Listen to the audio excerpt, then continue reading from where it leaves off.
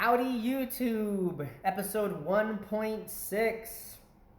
Where we left off last time, finished playing the singing bowl for about 20 minutes straight.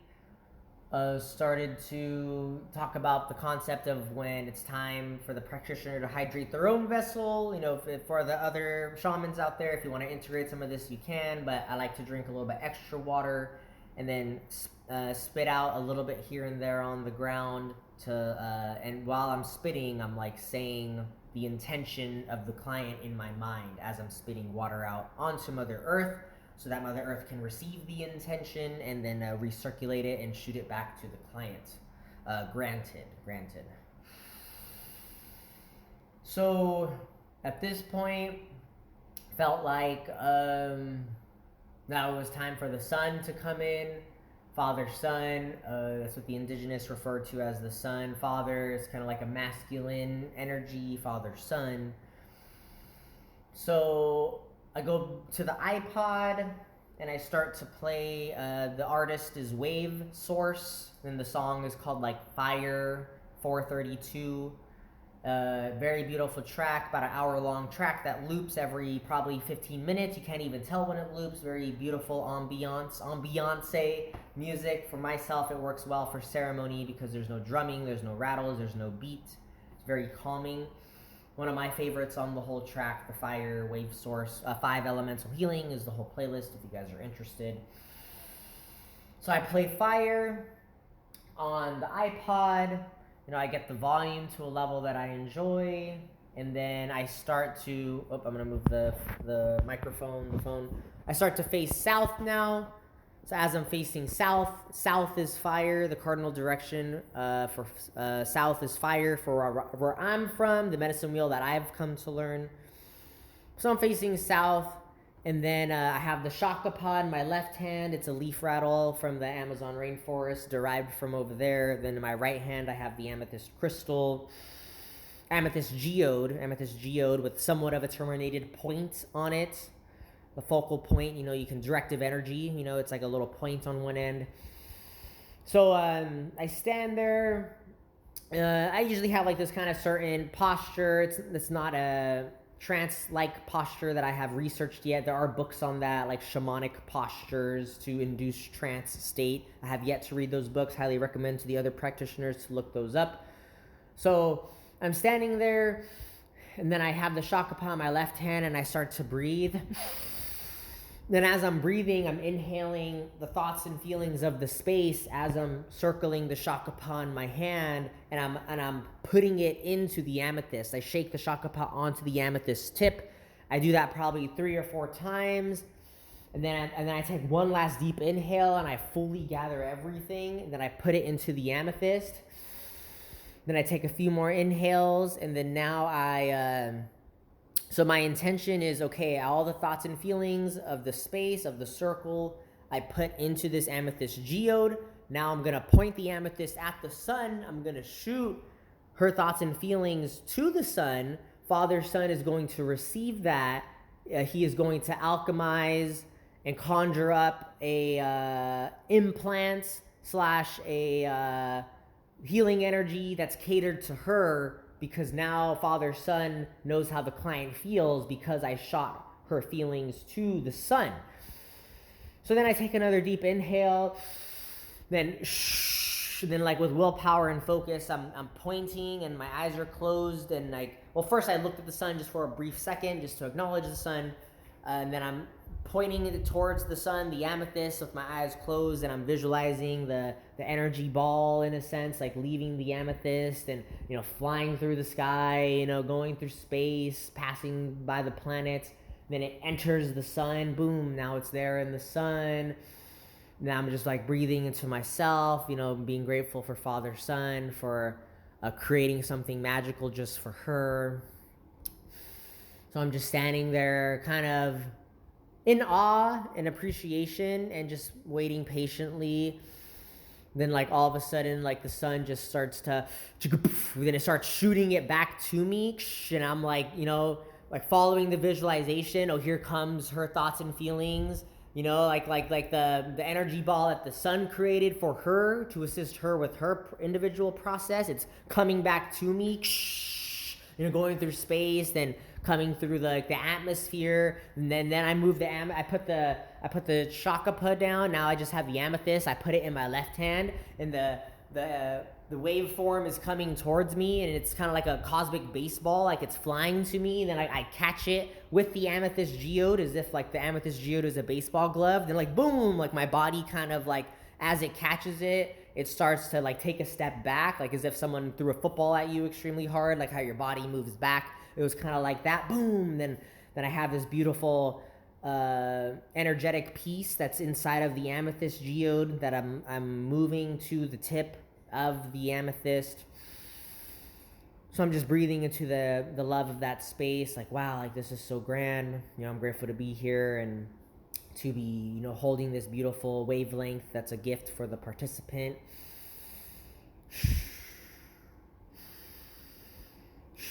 Grateful for myself for taking a moment to pause, to appreciate the beautiful energy that was in the amethyst that I shot to the sun shot back to me.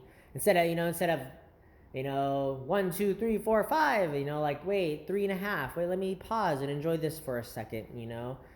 And then I started to put the amethyst geode back in my right hand. Then I put my left hand, because left is receiving, right is giving. I put my left two pointer finger, middle finger on my solar plexus, which I hear there's so many different places for it. Everyone has different information, but the solar plexus, from what I'm aware of, is like a little bit above your belly button, maybe at the bottom of, like, if you have a 6-pack, it's at the bottom of the 4-pack right there. So then I'm touching that, and that solar plexus is fire. Solar plexus is yellow, so I'm breathing in, red, orange, yellow, yellow. So I'm breathing in the yellow energy of the solar plexus, harmonizing that with the sun as to not just use my own chi. I'm like thinking and feeling about the sun, breathing in the beautiful energy of the sun and harmonizing that with my solar plexus. I start to gather a good amount of that energy in my solar plexus. Then I take one last deep inhale. Then again, movement with breath. I start to trace my body slowly. Up my chest, up my shoulder, down my arm, my right arm, all the way into the geode of the amethyst to the tip of the amethyst. And by the time my fingers have moved the energy and finally reached the tip of the amethyst, my breath, like I'm finished with my breath. That's what I mean by movement with breath. So then I have it there, and I did that probably at least like 2 or 3 times just to like intensify and enhance the energy ball at the end of the amethyst. Then I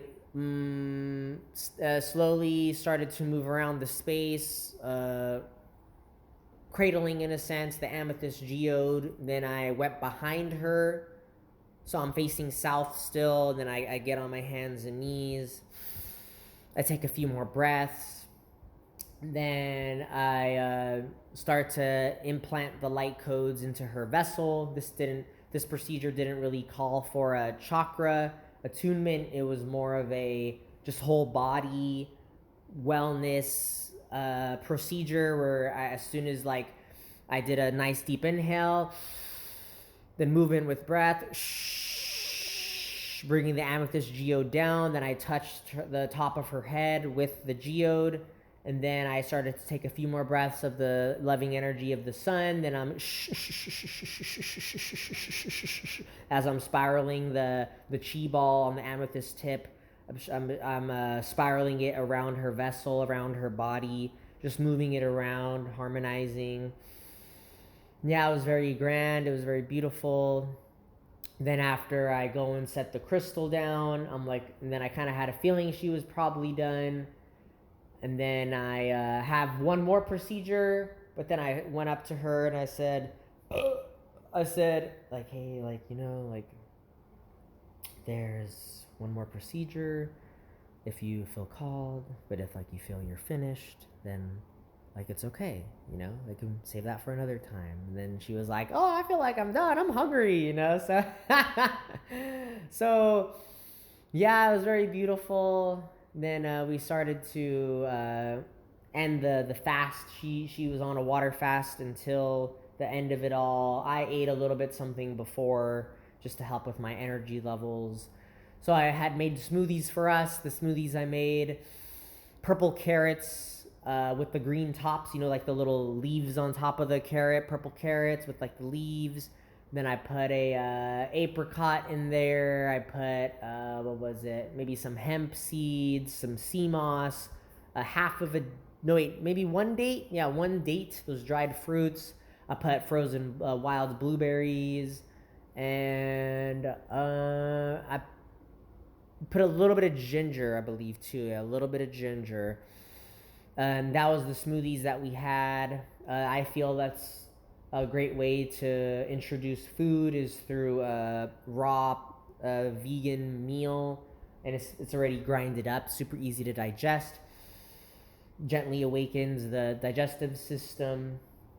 Then also inside the smoothie, not blended in, just in the jar already, I put pumpkin seeds, sprouted pumpkin seeds and goji berries. All these ingredients are organic. A good portion of it, maybe like 3/4 of it, is like maybe not this one. No, this one probably only like half of it was from the farmers market. Highly recommend you guys going to the farmers market to procure your produce. Then I also had a coconut for us. I opened a fresh coconut. We were drinking the coconut water. That's a beautiful experience after ceremony as well. Yeah, then I asked her how she felt. She said, "Oh, that was beautiful. You know, very light experience. Like, you know, she said like I was looking at the trees and like you know, like they were kind of waving back and forth, and you know, and then at one point near the end, she did ask me like, Chris, like, do you see the tree? Like, it's moving, right?" And I was looking at the tree, and I'm completely sober during a ceremony for others. Then I'm like, it actually is moving. You know, that's the wind. You know, she's like, oh, okay. And emotionally, she had a great time. Her intention was answered, which I'm grateful for. Yeah, it was a really divine ceremony. It seems like that's the end of the ceremony. Yeah, then I packed up, started to discuss a few things, and yeah, walked us back to the car, drove her back home. You know, when she arrived home, got out of the car, gave her a big hug, let her know that like, hey, you know, the next one, you're the end of next month if you feel called. Yeah, it was very beautiful. I'm grateful for all of you here that chose to stay till the end and listen about the experience. Yeah, continue to have a magical day, everybody. Love you all so much. And I'll see you when I see you.